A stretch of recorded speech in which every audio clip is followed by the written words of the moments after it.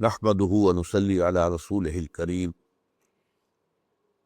اما بعد فاعوذ بالله من الشيطان الرجيم بسم الله الرحمن الرحيم رب اشرح لي صدري ويسر لي امري واحلل عقدة من لساني يفقهوا قولي آمین یا رب العالمین۔ اب ہم اللہ کا نام لے کر اپنی اس نشست کی کارروائی کا آغاز کر رہے ہیں۔ آپ کو معلوم ہے کہ اس میں میری طرف سے کوئی مونولوگ، کوئی تقریر نہیں ہوتی ہے، بلکہ یہ ڈائیلاگ کے لیے، سوال جواب کے لیے نشست ہم نے خاص کی ہوئی ہے۔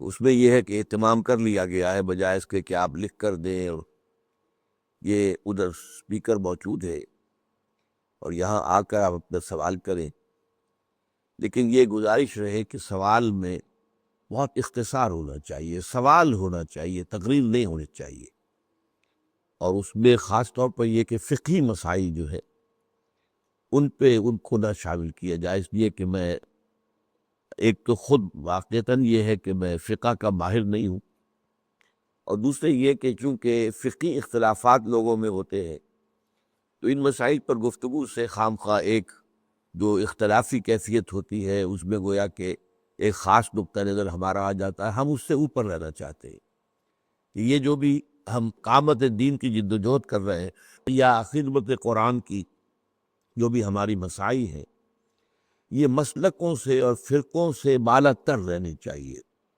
اس لیے کہ کوئی شخص حنفی ہے، ٹھیک ہے، یہ بھی ایک مسلک ہے، کوئی مالکی ہے، کوئی شافعی ہے، کوئی حنبلی ہے، کوئی ظاہری ہے، کوئی سلفی ہے یا اہل حدیث جن کو کہ ہم عام طور پر کہتے ہیں، تو ٹھیک ہے، وہ اپنے اپنے مسلک پر عمل کرے۔ یہ سارے مسالک اسلام کے اندر داخل ہیں، ان کے ضمن میں یہی ہے کہ ان میں کنٹروورسی میں نہ پڑا جائے۔ چنانچہ تنظیم اسلامی میں احناف اکثریت تو بہرحال حنفیوں کی ہے، لیکن یہ کہ بڑی تعداد میں اہل حدیث بھی ہمارے ہر شامل ہیں، کام کر رہے ہیں۔ تو اس اعتبار سے ان چیزوں کو دونوں اعتبارات سے کہ میں ماہر بھی نہیں ہوں، اور ظاہر بات ہے کہ جس چیز پر کہ آپ کا کوئی گہرا مطالعہ نہ ہو اس میں کلام کرنے میں تو ہو سکتا ہے کہ کوئی فتنہ پیدا ہو جائے۔ تو اب اس تمہید کے بعد میں آپ سے کہہ رہا ہوں کہ جو بھی صاحب آنا چاہیں آئے، سوال کریں۔ اپنا تعارف جو ہے پہلے کرا دیں۔ طارق اسکول دکاندار نہیں رہا۔ اچھا جی۔ آپ نے ایک دفعہ فرمایا تھا کہ جب بھی میں دعائے قنوت پڑھتا ہوں تو میری چیخیں نکل جاتی ہیں، تو اس آہ و بکا میں ہمیں بھی شامل کرنی ہے، کیونکہ آپ ہماری چیخوں کو نکلواتے رہتے ہیں یہاں تک۔ وہ تو اصل میں اپنا اپنا تاثر ہوتا ہے، یہ تاثر جو ہے یہ دوسروں میں منتقل نہیں ہو سکتا۔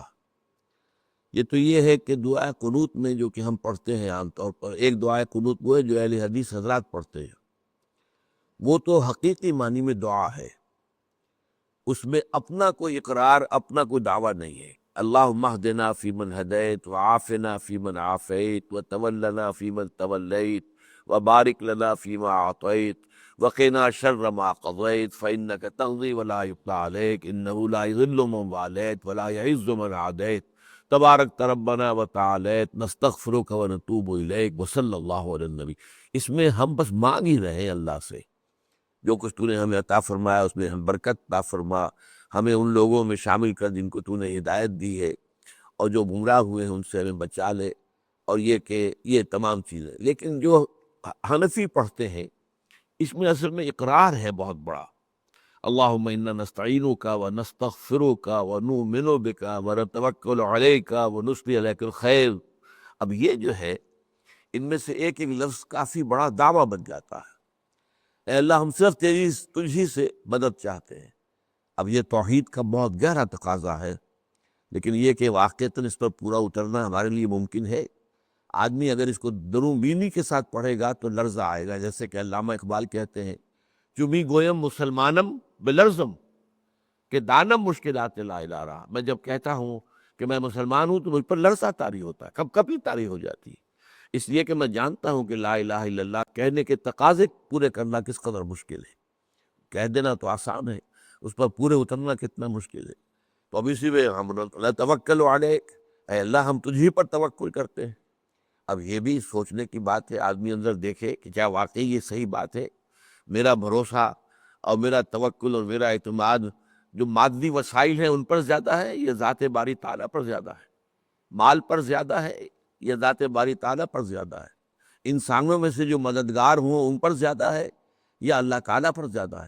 تو یہ چیزیں ہیں کہ اگر آدمی اس دعا کو پڑھے سمجھ کر تو پھر یقیناً لرزہ طاری ہوتا ہے. تو اس لیے میں نے اپنا تاثر بیان کیا تھا، اور اس تاثر کا گویا کہ میں نے آپ کو ایک مثال دے دی علامہ اقبال سے، چمی گویم مسلمانم بے لرزم.